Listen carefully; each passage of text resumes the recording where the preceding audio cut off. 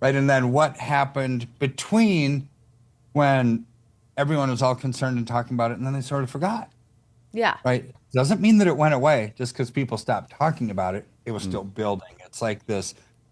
It's like the Godzilla movies, right? Where he's in the ocean. Yeah. And he's gonna come and destroy San Francisco before you know it, or New York City, right? It's like it's just there, and it's gonna rear its ugly head here pretty soon. Well, between then and now, you've had really massive growth in alternative CBDC, strategies, stable coins. Um, for example, Trump has a stable coin. Circle has a US dollar stable coin. Tether has a US dollar stable coin. PayPal came up with their own stable coin. A stable coin is just a currency from a country like the US dollar, for example, that's tied to a crypto token that trades on the blockchain Okay. outside of central bank digital currency, decentralized blockchain. So while CBDC is kind of like dying, or seemingly nobody's Mm-hmm. talking about it, you've got the alternative system that's really starting to build up, which is anti CBDC.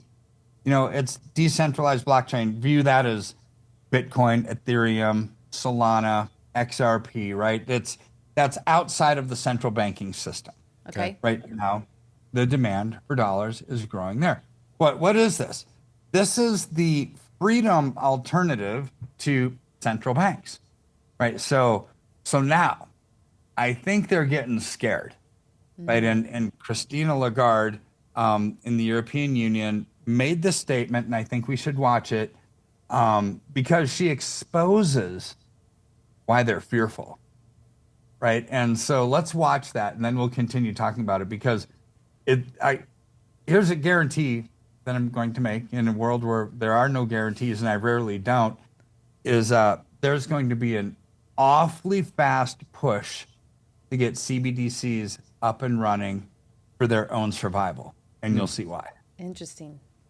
There is clearly an aspiration, a desire for digital payments, much more so than it was in the past. And this is growing. We are now in the surveys that we've conducted across the 19 members of the euro area. We have more than 50% of the respondents who say we want digital payments. Well, less use of cash, demand for secure and riskless payments. Where do we stand? We central bankers, we have been operating as a monetary anchor in relation to the commercial banks and the private money. If we are not in that game, if we are not involved in experimenting, in innovating in terms of digital central bank money, we risk losing the role of anchor that we have played for many, many decades. And we have historical examples of period where the central bank monetary anchor was not there, and that precipitated crisis after crisis. That certainly was the case at the time of the free banking in the 19th century. Do we want to go back to those days? Probably not. I would say certainly not from our vantage point, as a result of which we have to respond to the demand for those digital payments in order to maintain the role of anchor that we have been playing regularly.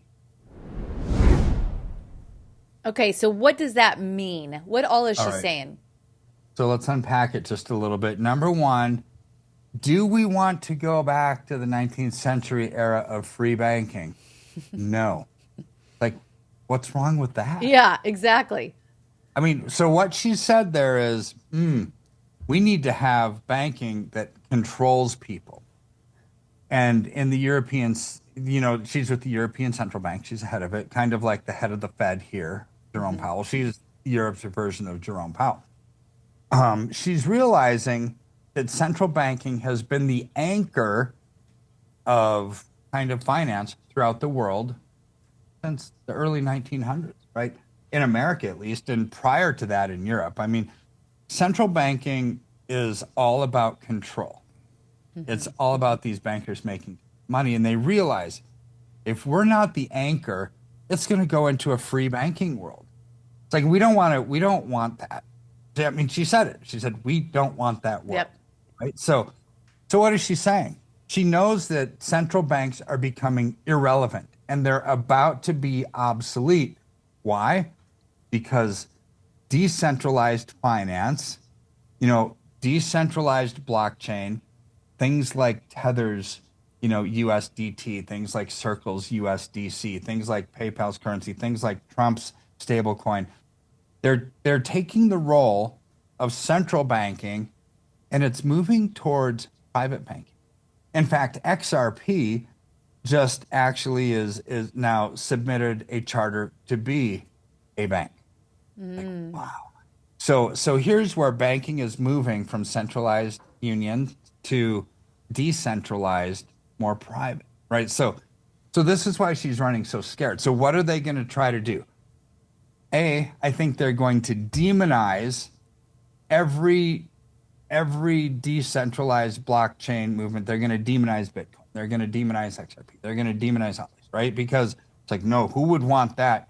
You need the stability and the safety of a central bank running digital money. Well, I think nobody's going to buy that.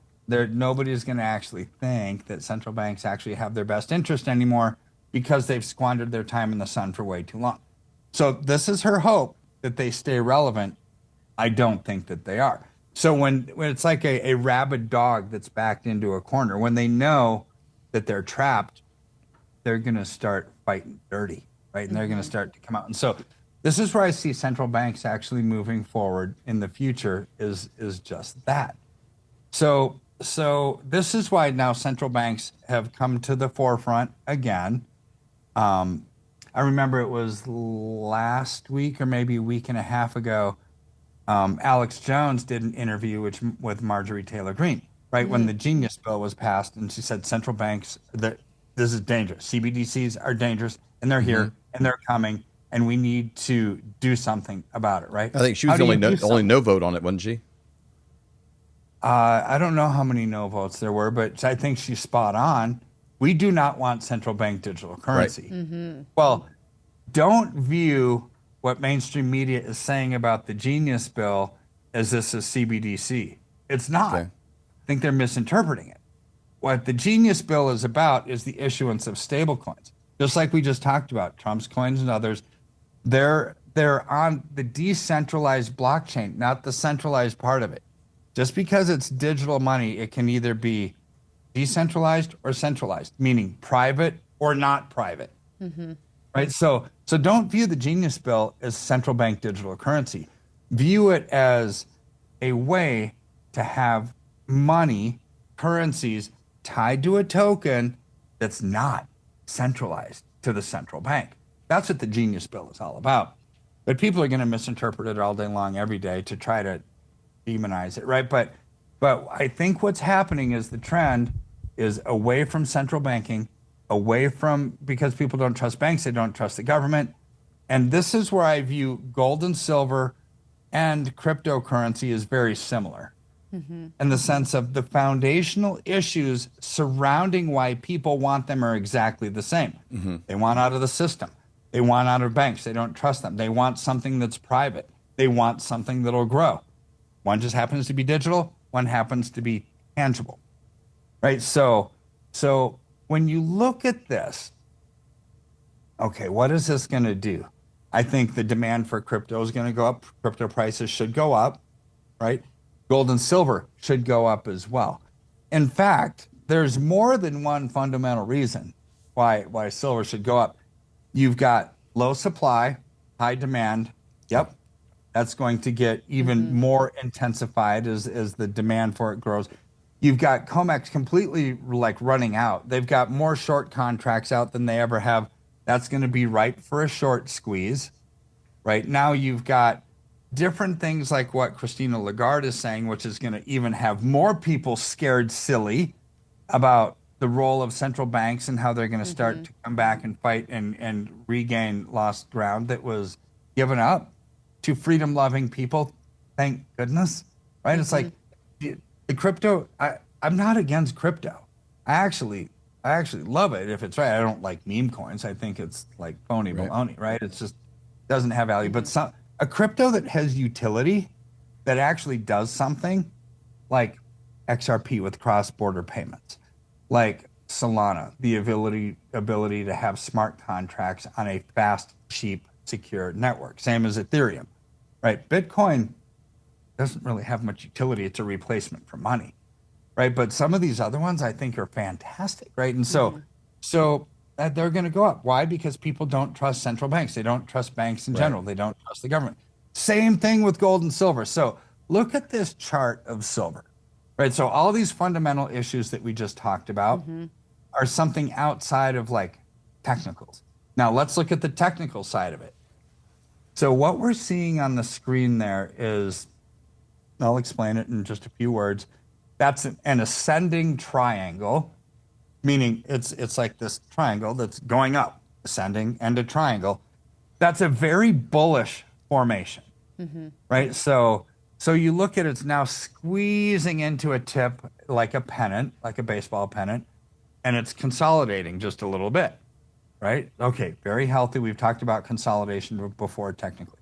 Now, what this means is it's going to break through that resistance level at the top of that pennant. That's the springboard for the next move up. So when you look at the technicals, they're actually confirming everything that we're talking about fundamentally.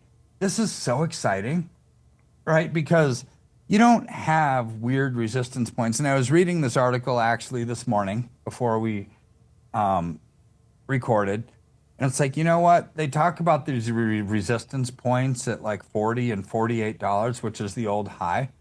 Well, that's where you make the chart line from. On a chart, you connect points from high to high or from low to low to give the trading bands.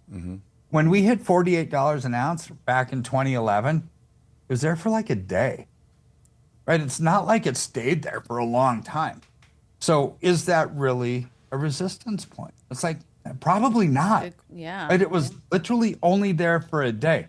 So what we're seeing now is something that's so much stronger because we truly are running out. Back in 2011, solar power wasn't really that big of a thing. Electric vehicles, did we even have them?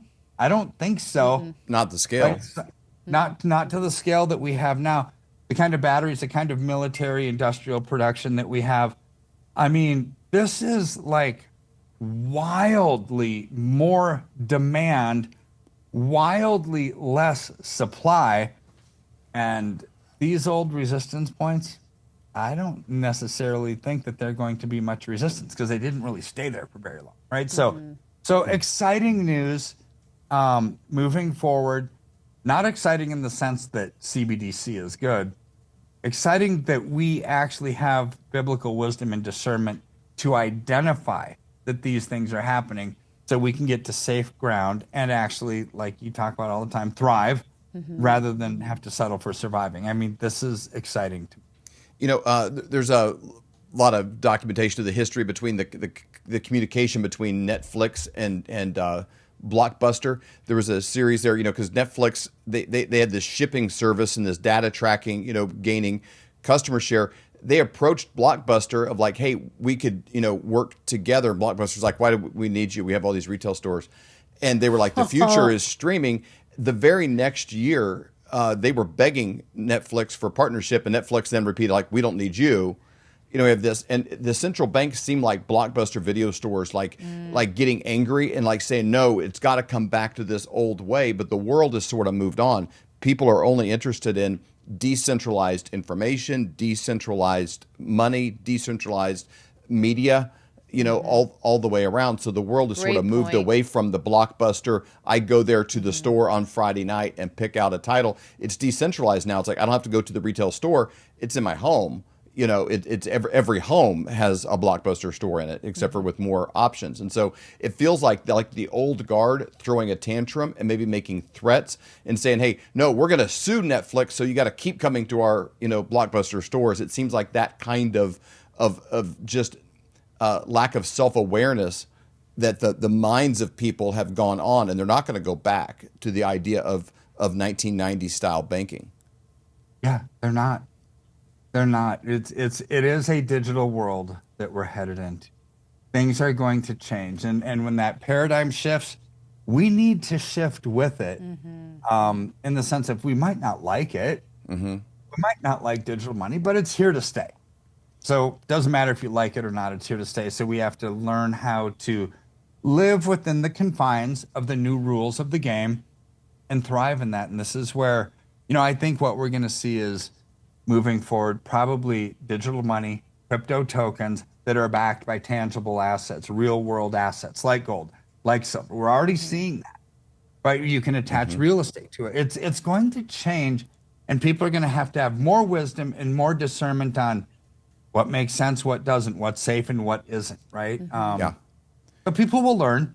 Yep, We're not and stupid. people already We'll look at figure it it out. at this is back. This is like an IOU in the movie Dumb and Dumber, where they're like $355,000 for RAR. It's like I'd keep that one. I would hold on to that one if I were you. Like, what is this IOU? Those are just as good as cash. Yeah. Well, because they are just as good as cash, and that's the way people look at this. They want to move towards something that's off, that's privatized, that you have private holdings of, and that you have the ability to move forward with actual real wealth, not promissory notes, in the cloud, like this. So whatever people are doing, I know they're moving away from this into, a million options. And the only thing that's time tested back to biblical times is, I got a piece here, but like Silver. And physical gold. Yep. assets, that actually have a real world value that is needed, no matter what. So appreciate that we have you to be able to work with, that our listeners have you to be able to work with, our friends, our family, everybody that I know.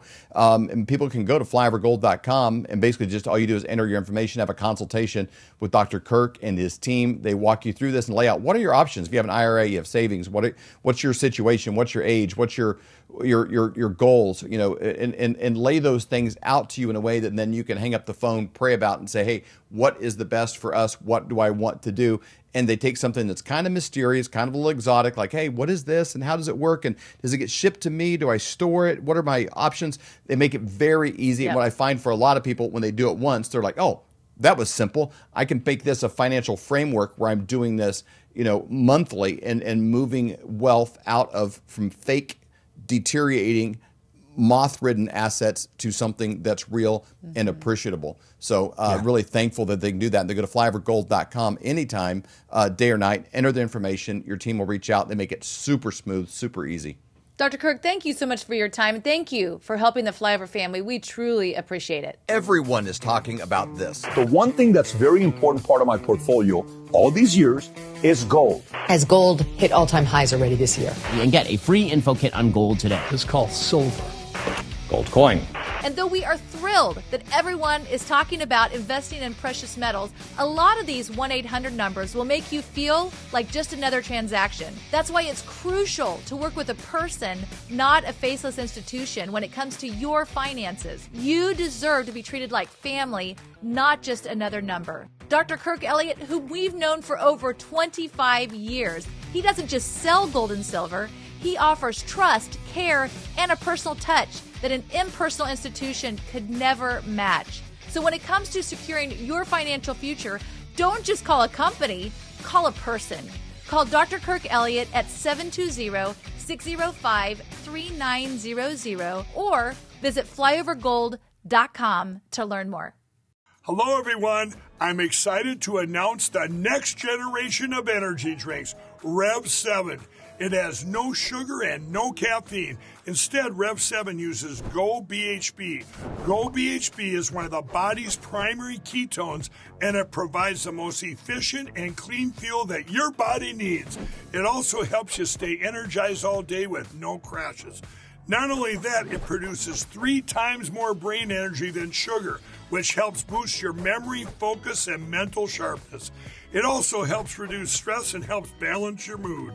Rev 7 does all that while being the best tasting energy drink ever. So go to mypillow.com or call the number on your screen.